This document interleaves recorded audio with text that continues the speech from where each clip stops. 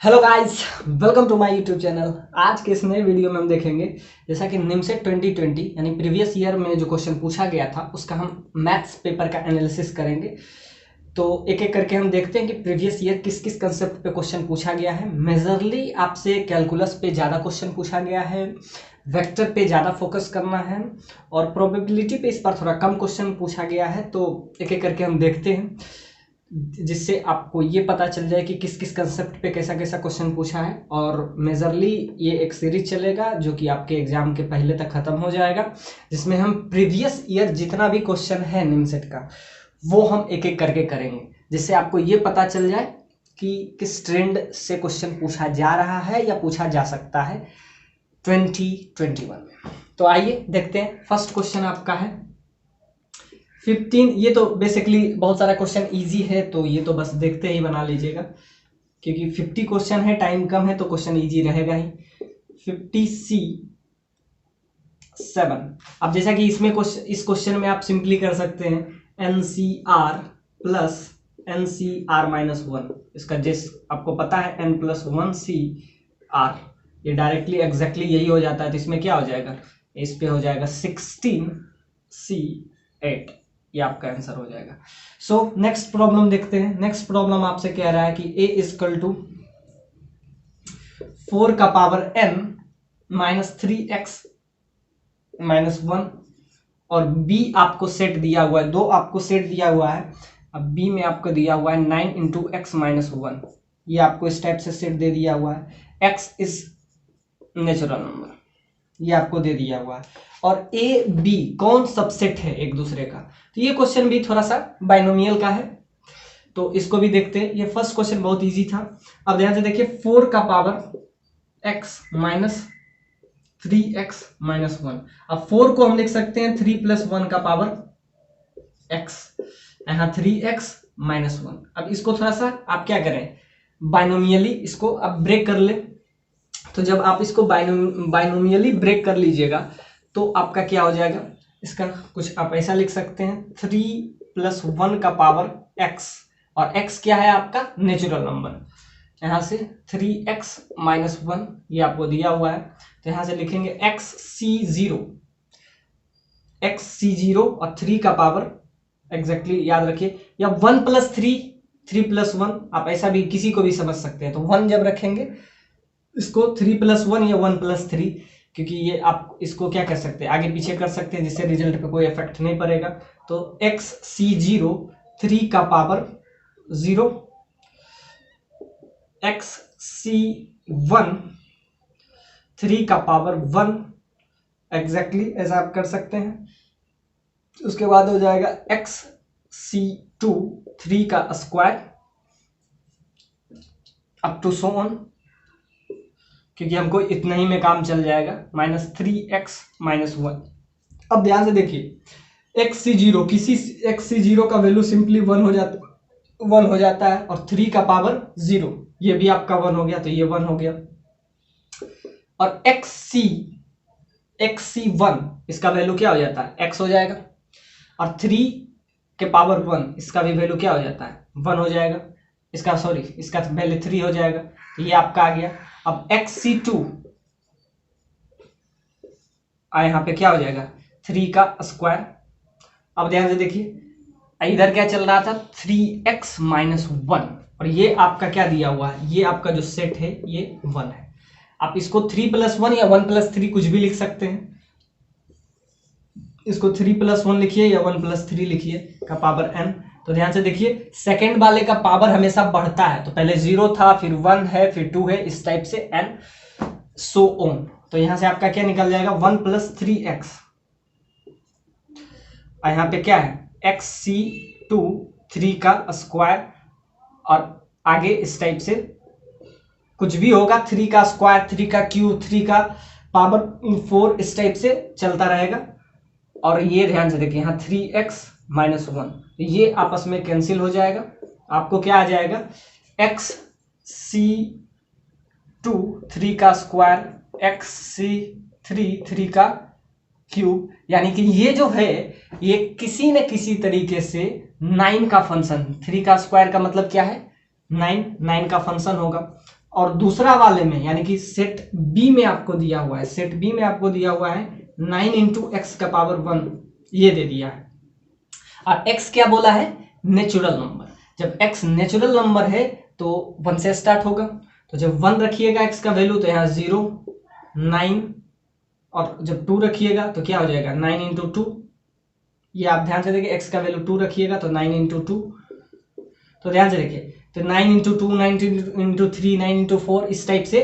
तो यानी कि ये जो है किसी न किसी तरीके से 9 का फैक्टर है, 9 इंटू n। n क्या है? Natural number. और ये भी है। अब इसमें बड़ा कौन होगा? अब ध्यान से देखिए, क्योंकि ये भी तो 9 का फैक्टर है, तो लेकिन इसका वैल्यू मैक्सिमम क्या हो जाएगा? xc, लास्ट में आप xc n लिख दीजिए या xc x लिख दीजिए, x का पावर n। तो इसमें आपको क्या पूछ रहा है कि कौन एक दूसरे का सबसेट है, एक ही है या b है। अब ध्यान से देखिए, मैक्सिमम वैल्यू तो एक a का स्क्वायर 3 का पावर, मतलब नेचुरल नंबर तो एंडलेस है, इसमें कहीं भी ले जा सकते हैं, लेकिन इसका वैल्यू कहीं ना कहीं लिमिटेड है। तो यहां से आप ध्यान से देखिए, इसका क्या होता है, जब बाइनोमियल का पहले वैल्यू बढ़ता है, फिर कांस्टेंट हो जाता है, फिर घट एक पॉइंट पे, इसका ध्यान से देखिए, बाइनोमियल में कुछ ऐसा होता है, ऐसे ऐसे बढ़ता है, और इस पॉइंट पे फिर आके फिर इसका वैल्यू धीरे धीरे धीरे धीरे कांस्टेंट हो जाता है। लेकिन यहाँ पे 3 का वैल्यू हमेशा बढ़ रहा है, तो यहाँ पे क्या हो जाएगा, a जो है, a इसमें बड़ा है या b, बस ये पूछा है कौन किसका सबसेट है। तो ध्यान से देखिए, ये जो b है, b वो सबसेट है। सो a इज a, इसको आप ऐसा कर सकते हैं, a का सबसेट b है, a यानी b is a subset of, b is a subset of a। आप इसको ऐसा कर लिख सकते हैं, तो ध्यान से देखिए, इसको आप ऐसा लिख सकते हैं, a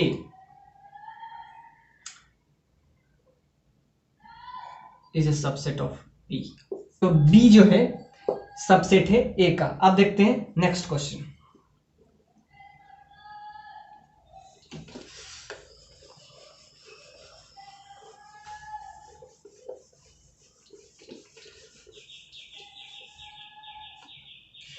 आपसे एक सबसेट दिया हुआ a x y z, और आपसे क्या पूछ रहा है, total number of subset in power set of a। अब ध्यान से देखिए, ये आपको दे दिया हुआ टोटल नंबर ऑफ सबसेट पूछा है, टोटल नंबर ऑफ सबसेट। तो टोटल नंबर ऑफ सबसेट जब भी निकालना हो तो यहाँ पे क्या है, 1 2 3, 3 to the power 2 to the power 3, याद रखिएगा। सबसेट 2 टू द पावर जितना भी आपको उसमें नंबर दिया है, तो 1 2 3 दिया हुआ, तो 2 टू पावर 3 दैट इज 8। सो इसका आंसर क्या हो जाएगा, जब भी आपको टोटल नंबर ऑफ सबसेट निकालना हो तो हम क्या करते हैं, हमेशा कोडोमेन के पावर रेंज, को डोमेन के पावर रेंज, ये थोड़ा इजी था इसीलिए इसमें आसान था करना। तो कोडोमेन के पावर रेंज, तो ध्यान से देखिए, इसमें सिंपल सा बात है, कोडोमेन यहाँ 2 हो जाएगा, इसका पावर क्या हो जाएगा 3। You will exactly the find the value that is 8। अब move on the next question. आपसे फिर एक बेसिक सा क्वेश्चन पूछा था, दिल्ली।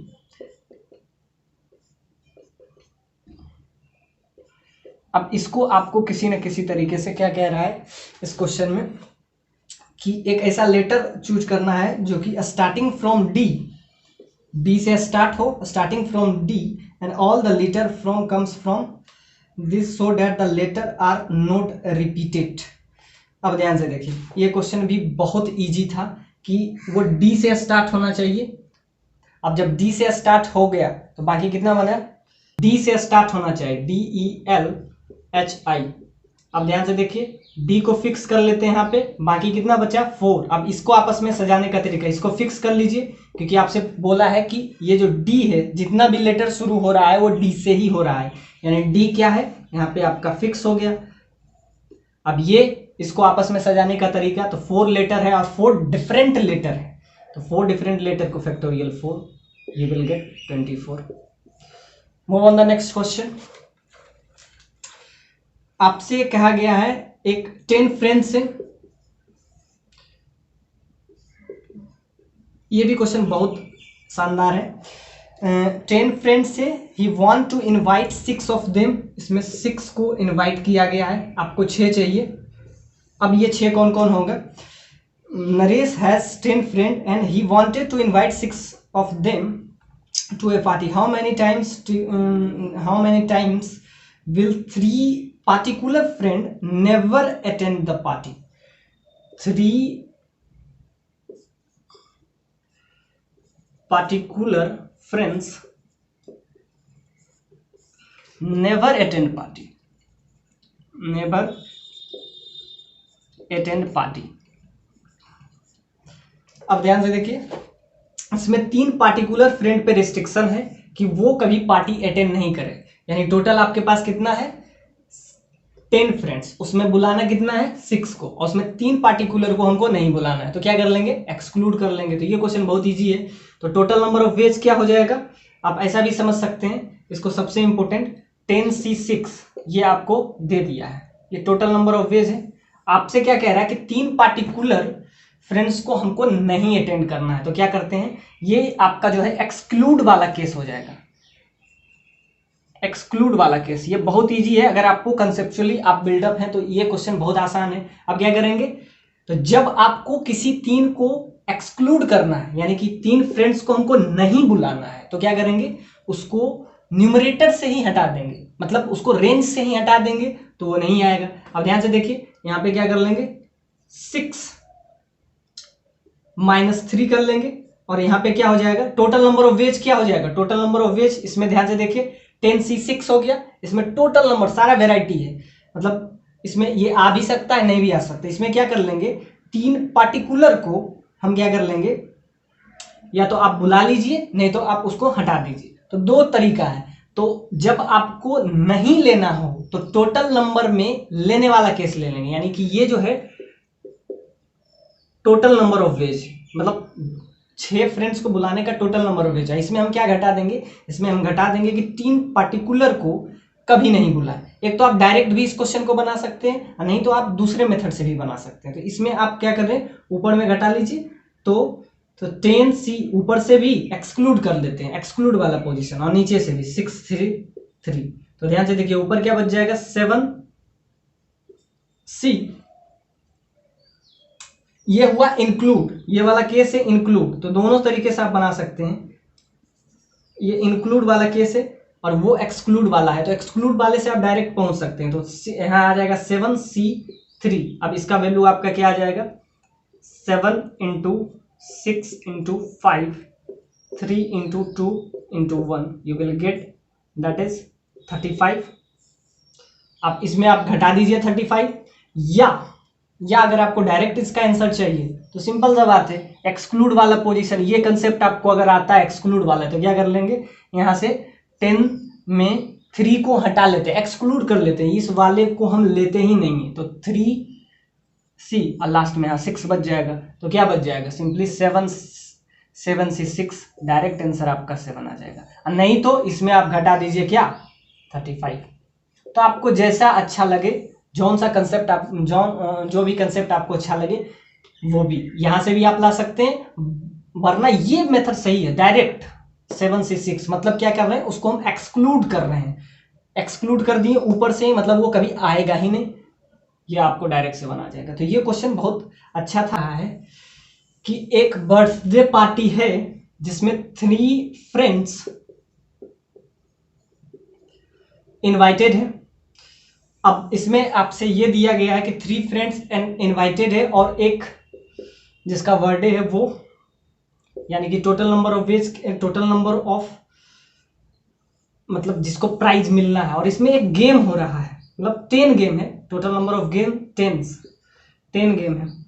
अब 10 गेम है तो कोई ना कोई उसको जीतेगा ही।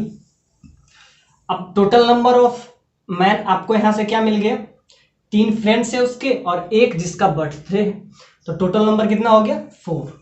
अब ये 10 गेम इसमें हो रहा है और आपसे पूछा है कि टोटल नंबर ऑफ वेज या distribution, find total number of distribution, total number of distribution total number of distribution, at least one prize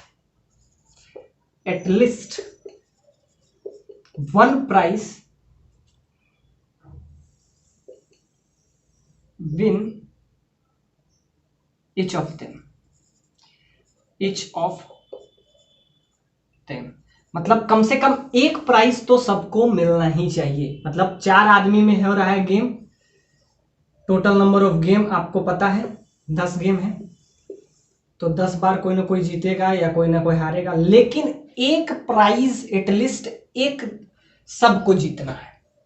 अब ध्यान से देखिए, एटलीस्ट 1 बोल दिया है आपको, तो ये क्वेश्चन भी बहुत कंसेप्चुअल है, क्योंकि इस बार जो है निमसेट 2020 में परमुटेशन, कॉम्बिनेशन, वेक्टर और कैलकुलस, इसका बहुत सारा क्वेश्चन है जो कि आपको देखने को मिल रहा है। तो ये भी एकदम फुल्ली कंसेप्चुअल क्वेश्चन है।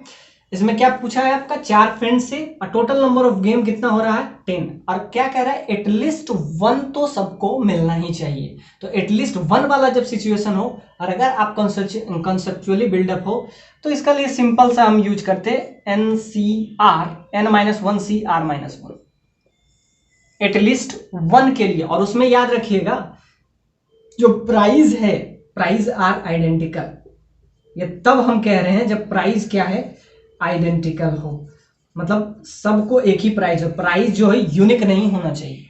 तो आप ऐसे समझ लीजिए। अब ये कंसेप्ट आप हमेशा याद रखेंगे कि जब हमको डिस्ट्रीब्यूशन करना होता है 4 अलग अलग ग्रुप में, क्योंकि आदमी तो डिफरेंट है ना, ठीक है प्राइस सेम है, प्राइस का क्वालिटी हर चीज सेम है, लेकिन आदमी तो डिफरेंट है ना।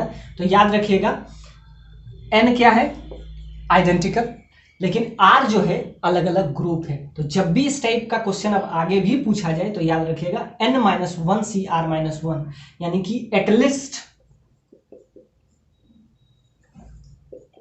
1 प्राइस, कम से कम एटलीस्ट 1 प्राइस सबको मिलना चाहिए। सो इसके लिए सिंपल सा N-1CR-1। तो कितने टोटल नंबर ऑफ गेम है, आइडेंटिकल, वो आइडेंटिकल है, तो 10-1CR, कितने आदमी में बांटना है, 3 फ्रेंड्स एक वो, तो 4 -1, तो यहां से आपका आ जाएगा 9C3। अब इसको अगर थोड़ा सा इजी कर लीजिए तो 9 × 8 × 7/6 you will get 324, you will get 84. so this is a required answer। ये भी आपका परमुटेशन कॉम्बिनेशन का है। अब एक मैथमेटिक्स का प्रॉब्लम है,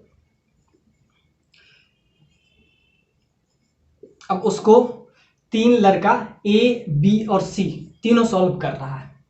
तो आपसे ये कहा गया है कि A का सॉल्व करने का प्रोबेबिलिटी, ये क्वेश्चन प्रोबेबिलिटी का भी है। अब ध्यान से देखिए, इसमें एक प्रॉब्लम है जिसको सॉल्व करने का A का प्रोबेबिलिटी 1/2 है और B का नहीं करने का प्रोबेबिलिटी, याद रखिएगा B का नहीं करने का प्रोबेबिलिटी 1/4 है, C का आपको दिया नहीं है, और अगर तीनों मिलके सॉल्व करता है उसका प्रोबेबिलिटी आपको 63/4 / 64 दिया हुआ है, और आपको क्या चाहिए, वही कि C का प्रोबेबिलिटी आप बताइए। ये क्वेश्चन प्रोबेबिलिटी का अच्छा क्वेश्चन है। अब बेसिक सा प्रॉब्लम है, ये इजी भी है। अब ध्यान से देखिए किस टाइप से इसको हम डील करेंगे। A का प्रोबेबिलिटी आपको पता है एग्जैक्टली, B का प्रोबेबिलिटी आप यहां से निकाल लीजिएगा, B का नहीं दिया हुआ है तो 1 - 1/4 कर देंगे, तो ये आपका क्या हो जाएगा 3/4, ये हो जाएगा B का सॉल्व करने का प्रोबेबिलिटी। तो ये आपका आ जाएगा सिंपली 3/4। नहीं कितना है 1/4, तो हाँ कितना है 3/4। 1 में आप किसी को भी घटा दीजिए तो क्या आ जाता है, नहीं से डायरेक्ट हाँ में। तो A का भी आपको पता है, B का पता है, C का आपको नहीं पता है, और तीनों सॉल्व करे इसका प्रोबेबिलिटी आपको दिया हुआ है। तो ध्यान से देखिए, तीनों सॉल्व करे इसका प्रोबेबिलिटी आपको इतना दे दिया हुआ है। तो कैसे निकालते हैं, तो ध्यान से देखिए 1 माइनस, अब ध्यान से देखिए ये जब हमको निकालना होता है कि तीनों सॉल्व करे, तो A का भी, B का भी, C का भी, तो याद रखिए तीनों सॉल्व करे इसका प्रोबेबिलिटी, यानी कि A union A intersection B intersection C, इसका आपको इस टाइप से दिया हुआ है, और ये आपको दिया हुआ है तीनों सॉल्व करे, इसका प्रोबेबिलिटी क्या है आपका 63/64, और आपको लास्ट में C का चाहिए। तो ध्यान से देखिए इसको ध्यान से देखिए, ए का प्रोबेबिलिटी आपको कितना दिया हुआ है 1/2, बी का नहीं करने का प्रोबेबिलिटी 1/4 है, तो करने का प्रोबेबिलिटी क्या हो जाएगा 3/4, और तीनों उस प्रॉब्लम को सॉल्व करें, इसकी प्रोबेबिलिटी आपको दे दिया हुआ है 63/64, और आपको अब लास्ट में सी का प्रोबेबिलिटी निकालना है। तो ध्यान से देखिए, A intersection B intersection C आपको दिया हुआ है, तो ये निकालने के लिए A intersection B intersection C, तो इसको हम ऐसे भी लिख सकते हैं ए इंटू ए का इंटरसेक्शन में उल्टा कर देंगे लास्ट में, बी का इनवर्स का मतलब समझ रहे हैं कि मतलब सॉल्व होने का प्रोबेबिलिटी, और ए डैश अगर लिख दिए तो ये हो जाएगा सॉल्व नहीं होने का प्रोबेबिलिटी, नॉट सॉल्व का प्रोबेबिलिटी। तो ध्यान से देखिए, A intersection B intersection C दे दिया हुआ है, हम क्या किए 1 माइनस कर दिए, मतलब ये सब है नहीं होने का प्रोबेबिलिटी, ये हो गया सी, इसका क्या हो जाएगा, तो ध्यान से होने का आपको 64, सॉल्व तीनों करे तो उसका प्रोबेबिलिटी आपको कितना दे दिया हुआ है 63/64, ये क्या है होने का। तो यहां से हम अगर नहीं होने का निकाल ले तो क्या हो जाएगा सिंपली 1/4, 1/64, 1 में आप घटा दीजिए तो वहां से भी आपका आ जाएगा। अब ध्यान से देखिए, एक तो एग्जैक्टली आप उस पॉइंट पे पहुंच सकते हैं तीनों का सॉल्व करने का प्रोबेबिलिटी। तो याद रखिएगा, जब भी इस टाइप का क्वेश्चन हो तो हमेशा हम एक ही चीज यूज करते थे, एक क्वेश्चन पहले भी हम यूज कर चुके हैं परमुटेशन कॉम्बिनेशन में, तो वही वाला क्वेश्चन आप इसमें भी लगा दीजिए, वही वाला कंसेप्ट, आपको जो भी दिया रहे उसके उल्टा आप चलिए। आपको क्या दिया हुआ है सॉल्व करने का प्रोबेबिलिटी, हम क्या करेंगे उल्टा से चलेंगे। ऐसा करना थोड़ा सा आसान होता है, ये अप्रोच से आपका काम थोड़ा सा आसान हो जाता है। तो क्या करेंगे हमको दिया हुआ है सॉल्व होने का प्रोबेबिलिटी, तो हम कैसे चलेंगे 63/64, ये आपको दिया हुआ है, हम उल्टा से चलेंगे। तो उल्टा से कैसे चलेंगे कि ये 1 माइनस कर देंगे नहीं सॉल्व होने का प्रोबेबिलिटी। अब ध्यान से देखिए, इसीलिए करते हैं 1 माइनस, ये आपको क्या दिया हुआ है सॉल्व होने का प्रोबेबिलिटी, हम क्या चलेंगे 1 माइनस नॉट सॉल्व का प्रोबेबिलिटी। अब नॉट सॉल्व का 1 में अगर घटा देंगे तो वो किसके बराबर हो जाएगा सॉल्व के ही तो बराबर हो जाएगा। तो ये जो टेक्निक है हर बार हर तरीके के क्वेश्चन में आप यही लगाइए कि आपको अगर सॉल्व का निकालना हो तो आप पहले नॉट सॉल्व का निकाल लीजिए और उसको 1 में घटा दीजिए, बस यही कंसेप्ट था, बस लगा दीजिए। तो 64 ये दिया हुआ है 1 माइनस नॉट सॉल्व का प्रोबेबिलिटी, इसका सॉल्व का है 1/2, तो नॉट सॉल्व का क्या हो जाएगा वो भी 1/2 हो जाएगा। 1/2 माइनस, याद रखिएगा 1 माइनस 1/2 करेंगे तो ये एग्जैक्टली 1/2 आ जाएगा। और ये आपको नहीं का ही दिया हुआ है तो बहुत बढ़िया है। और इसका नहीं का हम ले लेते हैं, तो नहीं का ले लेते हैं क्या कुछ भी x ले लेते हैं, और x आपका आंसर नहीं होगा क्योंकि हम नहीं का, और आपके पूछ रहा है होने सॉल्व होने का प्रोबेबिलिटी, तो लास्ट में x का जो भी वैल्यू आए उसको 1 माइनस x आपका वैल्यू आंसर होगा, क्योंकि x हम क्या ले रहे हैं नहीं होने का प्रोबेबिलिटी, याद रखिए। तो यहां से x का आपका वैल्यू निकल जाएगा, तो x का वैल्यू क्या आ जाएगा, बस इजी कर लीजिए। अब इसको जब इजी कीजिएगा तो आपका क्या हो जाएगा 1 माइनस x/8, अब यहाँ से एक ही अननोन बच जाएगा x। अब इसको थोड़ा सा सॉल्व कर लीजिए और आपका यहीं से आपको आंसर मिल जाएगा, यहाँ से आपका मिल जाएगा x का वैल्यू, पर x का वैल्यू आपका आंसर नहीं है, तो 8 minus x/8 that is equal to 63/64, यहाँ से कैंसिल हो जाएगा 8 से और आपका निकल जाएगा 64 minus 8x is equal to 63, और यहाँ से x का वैल्यू सिंपल सा निकल जाएगा 1/8, लेकिन आपका 1/8 आंसर नहीं है, 1 minus 1/x, 1 minus 1/8 you will get 7/8। तो ये आपका आंसर हो गया क्या, सी का प्रोबेबिलिटी क्या हो जाएगा, नहीं होने का 1/8 है तो होने का क्या हो जाएगा 7/8। ये आ गया ए का 1/2, बी का 3/4 और सी का x² minus 2bxx plus C that is equal to 0। इसका दो रूट है m और n, ये बस क्लियरली आपको दे दिया हुआ है और आपसे इसका वैल्यू पूछा है। तो जैसा कि आपको पता है m plus N minus 2b, तो यहाँ पे आपका आ जाएगा m plus n 2b/a exactly minus b/a, और माइनस b के जगह पे क्या है 2b, तो ये आपका आ जाएगा m इंटू एन, इसका वैल्यू सिंपली c/a आ जाएगा। बस इसमें वैल्यू पुट कर दीजिए। आपसे क्या पूछ रहा है b/ax² प्लस सी।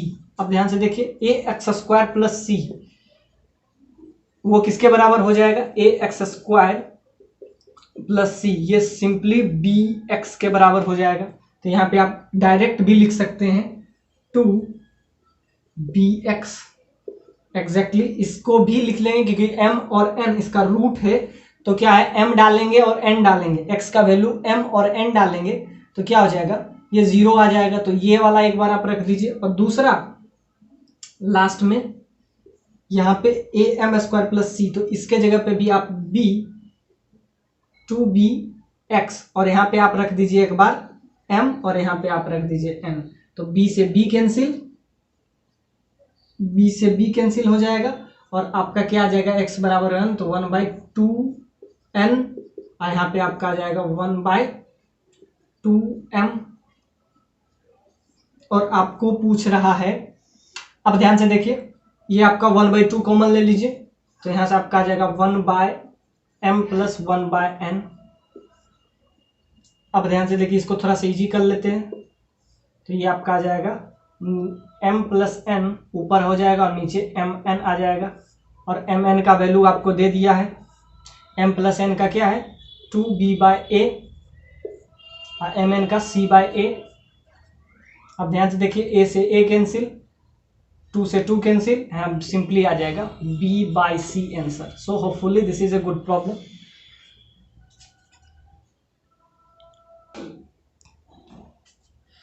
आइए अब देखते हैं इस क्वेश्चन में, ये आपका डिटर्मिनेंट का क्वेश्चन है, पोजेस नॉन जीरो सॉल्यूशन। जब नॉन जीरो सॉल्यूशन है तो इसका क्या हो जाएगा डिटर्मिनेंट, इसका डिटर्मिनेंट आप 0 कर दीजिए। अब डिटर्मिनेंट में क्या आ जाएगा, सिंपली 4, इसका कोफिशिएंट ले लेते हैं, इसका 4, इसका 4, इसका 1, k4 1 2 2 1। अब इसका क्या कर लीजिए, डिटर्मिनेंट को आप 0 कर लीजिए, एक ही अननोन बचेगा वो है k, यहाँ से क्या आ जाएगा 4 इंटू 4 माइनस 2, ये आपका आ जाएगा -4, तो इसको इधर कैंसिल, तो यहाँ पे k -2 हो जाएगा, और यहाँ पे 1 शो 2k -8 that is equal to 0। अब एक ही अननोन यहाँ से बच जाएगा आपका k, यहाँ से k आपका ऑब्वियसली निकल जाएगा। अब देखिए नेक्स्ट क्वेश्चन आपसे पूछा है कि विच आर इनकरेक्ट, इसमें कौन सा इनकरेक्ट है।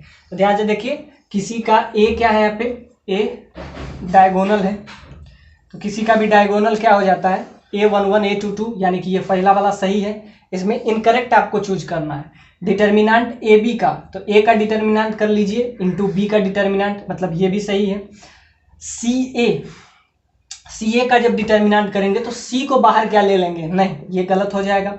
डिटर्मिनेंट ए का कीजिए या उसका ट्रांसपोज का कीजिए, दोनों का बराबर, यानी ये सही है, यानी कि ऑप्शन सी इज इनकरेक्ट, वही आपसे पूछा है। अब देखते हैं, होपफुली वो बन जाएगा, क्योंकि उसमें आपको क्या निकालना है, टेंजेंट निकालना है, और टेंजेंट बता भी दिया है कि पॉजिटिव एक्स एक्सिस के साथ 60 डिग्री एंगल बना रहा है, और अगर 60 डिग्री एंगल बना रहा है तो tan 60 यू विल गेट √3, यानी कि आपको क्या दे दिया है, उसका स्लोप आपको दे ही दिया है।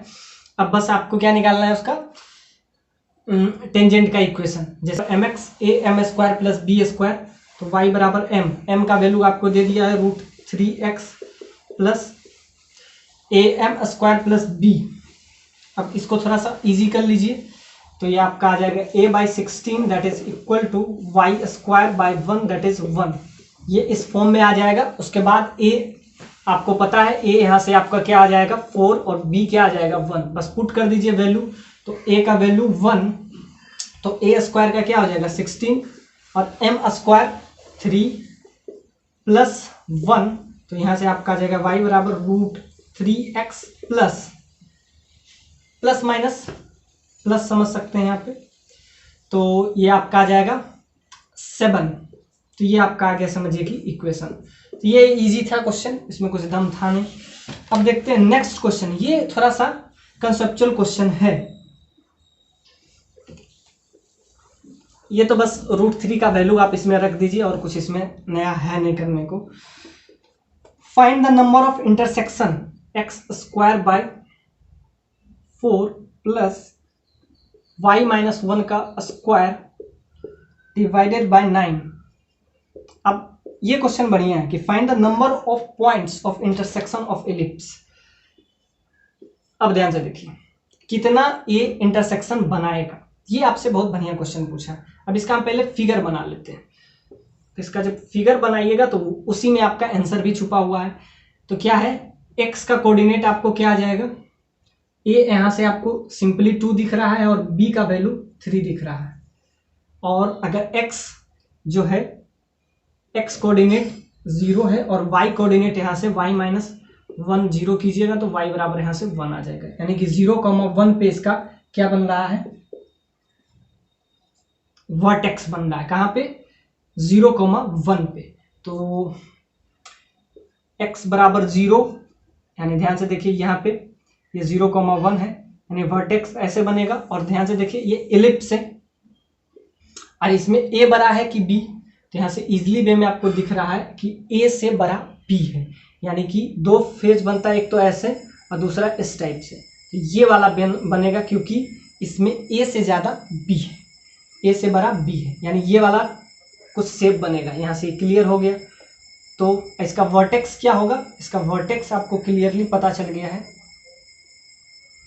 इसका वर्टेक्स जो होगा 0,1, यानी कि ये इस शेप का बनेगा।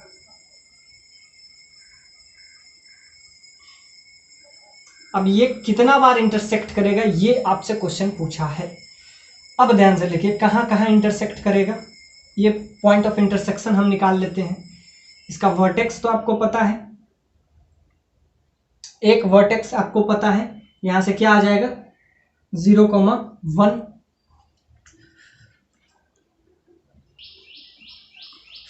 बस इसका फिगर ही बना दीजिए, वही इंपॉर्टेंट है। इस क्वेश्चन में आपको पॉइंट ऑफ इंटरसेक्शन पूछा है और वर्टेक्स हमारा आ गया है। इसका वर्टेक्स क्या है 0,1, यानी कि इस पॉइंट पे 0,1 पे इसका वर्टेक्स बनेगा। और शेप कैसा बनेगा, शेप आपको पता है इस टाइप से बनेगा। तो आगे कितना जाएगा, तो ध्यान से देखिए x में जाएगा 2 और एग्जैक्टली y में जाएगा 3। तो x में अगर 2 जाएगा, y में 3 जाएगा। और इसमें एक सर्कल का इक्वेशन भी दिया हुआ है, शायद वो मेरे पास अभी नहीं है वो डेटा। तो आप सर्कल वाला डाल लीजिए। सर्कल का इक्वेशन तो इजी होता है, उसमें रेडियस आपको पता चल जाएगा। अब ध्यान से देखिए यहाँ से 3, क्योंकि y में कितना जाना है 3, तो यहाँ ध्यान से देखिए यहाँ पे जाएगा तो ये समझ लीजिए इतना जाएगा इस पॉइंट पे। तो यहाँ से 3, तो ये आपका क्या हो जाएगा, सिंपली 0,4 पे कैंसिल करेगा। अब नीचे भी आएगा 3, ऐसा नहीं है कि ऊपर। तो एक तो ये हुआ और बाकी 2 यहाँ पे फिगर में आपको दिखना चाहिए। तो ये कंटेंट आपका हो जाएगा 0,-2। तो यहाँ से आपका पास करेगा। और x में कितना है, x में 2, तो x में तो 2 इधर जाएगा। तो ये कुछ ऐसा समझिए कि 2,0 और इधर सॉरी ये -2,0, ये आपका हो जाएगा 2,0 और यहाँ से आप पासिंग थ्रू बना लीजिए।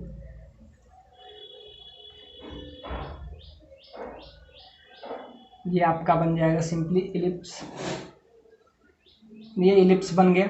और आपका एक सर्कल का इक्वेशन दिया है, तो सर्कल का इक्वेशन मेरे पास अभी नहीं है, शायद x² plus y² that is 9 दिया हुआ था, शायद 9 दिया हुआ था। 9 था कि 4 था, 2 ही चीज था, या तो 9 था या तो 4 था।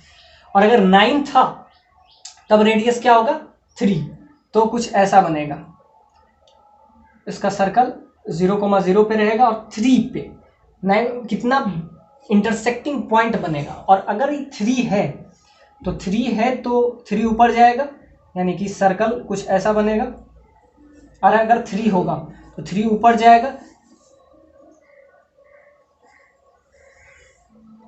तो यहां से कुछ इस टाइप से इंटरसेक्शन है। बस सर्कल का इक्वेशन रहता तो ये क्वेश्चन बन जाता। बस इलिप्स का तो हम फिगर आपको ये एग्जैक्टली बता दिए हैं। सर्कल का इक्वेशन आपको पता होगा, तो अगर 3 होगा तो ऊपर वाले पॉइंट पे तो नहीं कट करेगा, लेकिन नीचे वाले पॉइंट पे कट कर जाएगा।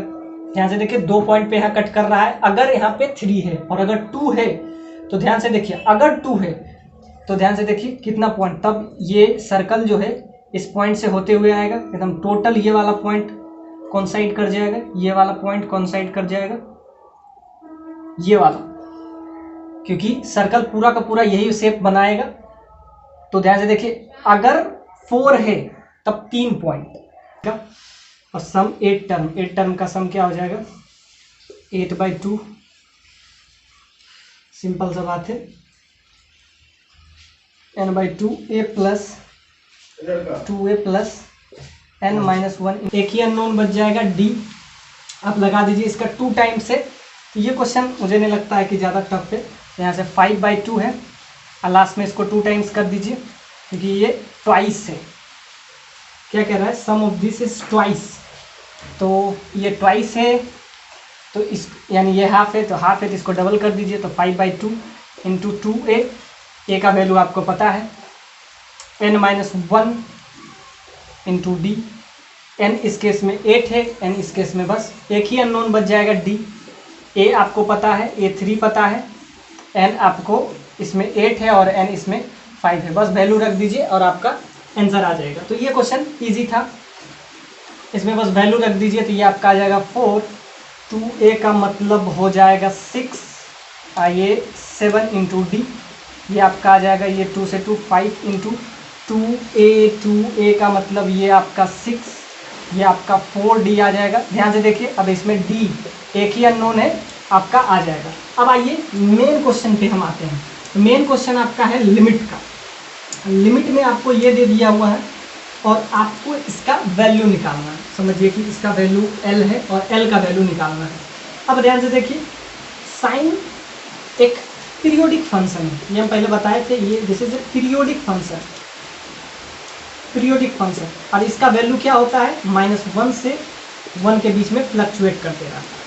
और आपसे क्या पूछा, x² e का पावर साइन 1/x, तो इसका कुछ भी वैल्यू आएगा -1 से 1 ही आने वाला है। अब ध्यान से देखिए, लिमिट आपको चेक करना है, वो किस पे चेक करना है, 0 पे चेक करना है।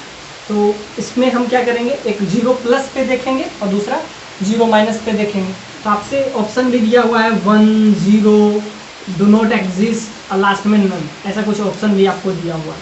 तो इसमें हम क्या करेंगे, बस एक एक करके हम डील करेंगे। तो जब 0 प्लस में रहेगा, 0 प्लस में हम लिमिट चेक करेंगे, तो क्या हो जाएगा h², h², ये आपका समझ सकते हैं LHB, LHL, ये हम चेक कर रहे हैं 0 प्लस पे, यानी RHL है।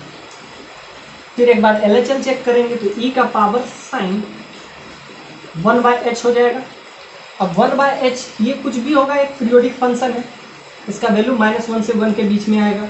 और ये एग्जैक्टली आप ऐसा समझ सकते हैं, इसका वैल्यू, अब ध्यान से देखिए, ये 0 इंटू वट एवर, इसका कुछ भी वैल्यू होगा, ये एक पीरियोडिक फंक्शन है, आप ऐसा समझिए एक पीरियोडिक फंक्शन है, तो इसका वैल्यू कुछ भी आएगा तो -1 से 1 के बीच में आएगा। ये क्वेश्चन बहुत शानदार है आपके लिए। अब RHL इसे चेक कर लेते हैं, क्योंकि लिमिट एग्जिस्ट करने के लिए LHL और RHL दोनों का बराबर होना चाहिए, और एग्जैक्टली 0 पे, f(0) पे तीनों कोइंसाइड करना चाहिए अगर लिमिट एग्जिस्ट कर रहा है। तो ये ध्यान से देखिए, ये LHL निकाले और RHL निकालते हैं, तो ये 0 माइनस पे, 0 माइनस पे क्या हो जाएगा, -1 का स्क्वायर, और यहाँ पे e साइन 1/h। अब ध्यान से देखिए, LHL और RHL आपस में बराबर हो गए, तो अभी कंप्लीट नहीं हुआ। अब एग्जैक्ट 0 पे वैल्यू रखते हैं। जब एग्जैक्ट 0 पे हम वैल्यू रखते हैं, तब वैल्यू क्या हो जाएगा, 0 इंटू पीरियोडिक फंक्शन, कुछ भी वैल्यू आएगा पीरियोडिक ही आएगा, तो 0 इंटू वट एवर वैल्यू 0, यानी कि LHL RHL तो बराबर है और इस पे वैल्यू 0 आ सकता है। तो ध्यान से देखिए, 0 into what ever that is 0। सो इसका लिमिट एग्जिस्ट कर रहा है, और लिमिट का वैल्यू जो है एग्जैक्टली क्या आ रहा है, सिंपली 0 आ रहा है। तो जो ऑप्शन में 0 है वो आंसर है।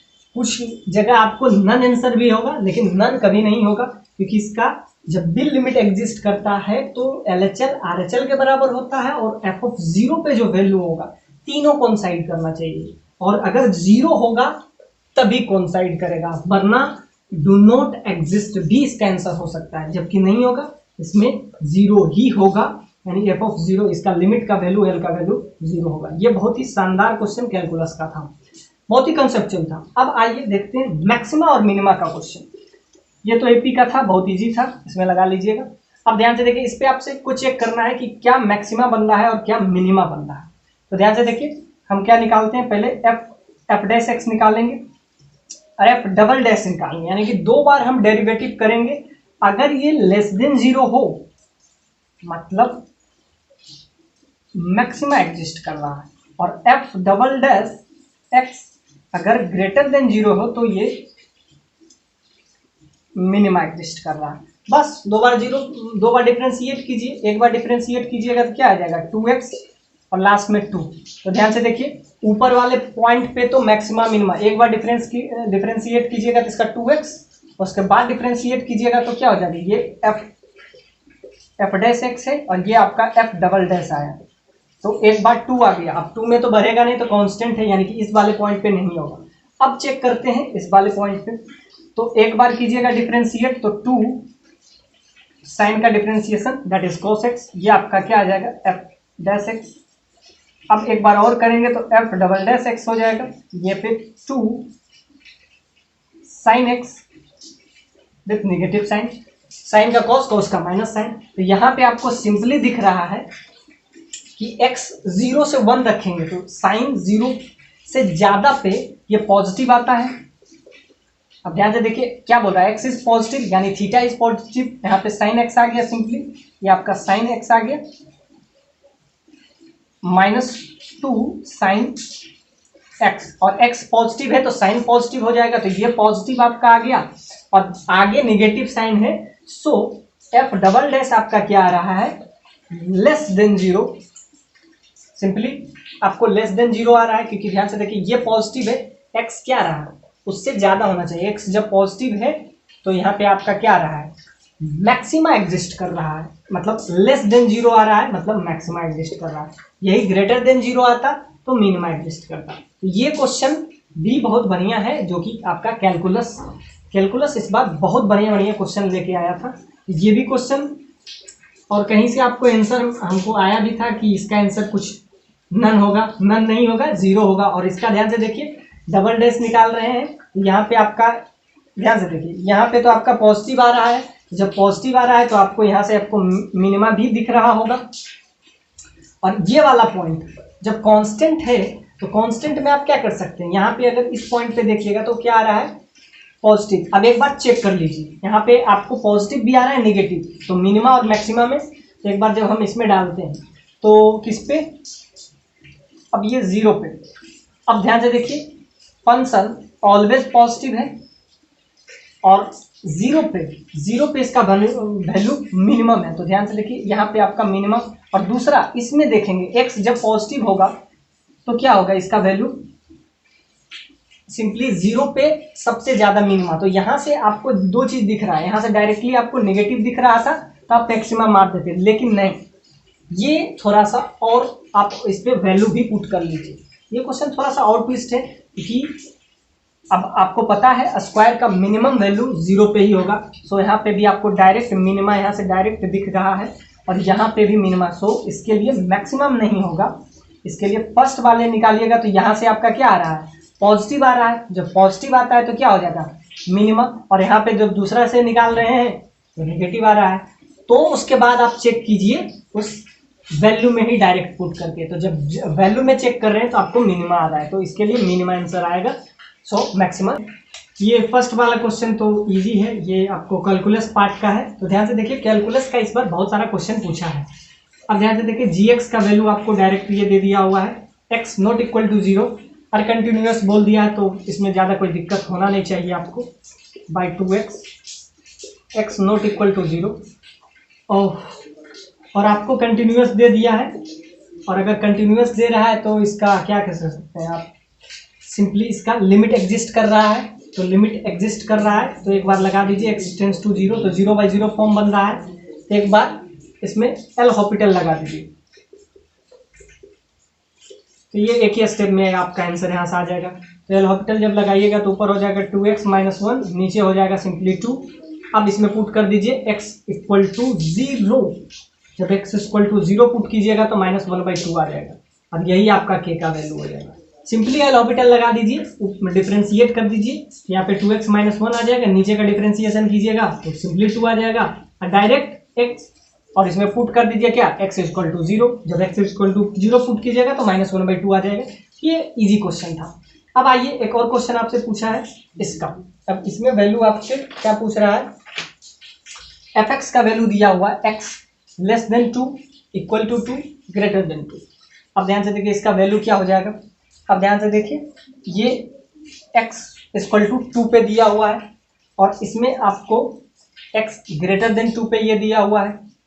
अब अगर ये लिमिट एग्जिस्ट करेगा तो तीनों पे वैल्यू बराबर होना चाहिए, क्या, LHL = RHL = f(2), तीनों पे कोइंसाइड करना चाहिए अगर ये कंटिन्यूअस है तो ध्यान से देखिए ये कंटिन्यूअस आपको इजीली वे में दिख जाएगा कि नहीं, क्यों, अब इस पे आप वैल्यू रख दीजिए, एग्जैक्ट 2 पे इसका वैल्यू 1 आ रहा है और एग्जैक्ट 2 पे जब इसमें आप डाल लीजिएगा तो वैल्यू आपका क्या आ रहा है, ये क्वेश्चन में शायद कंटिन्यूटी ही पूछा है या डिफरेंशिएबिलिटी, जो भी पूछे तो पहले कंटिन्यूअस तो होना चाहिए अगर डिफरेंशिएबल हो, तो कंटिन्यूअस क्या ये कंटिन्यूअस है, तो इसमें ध्यान से देखिए 5/2 - 2, यहाँ से क्या आ जाएगा 1/2, यहाँ से आ रहा है और ये 1 आ रहा है।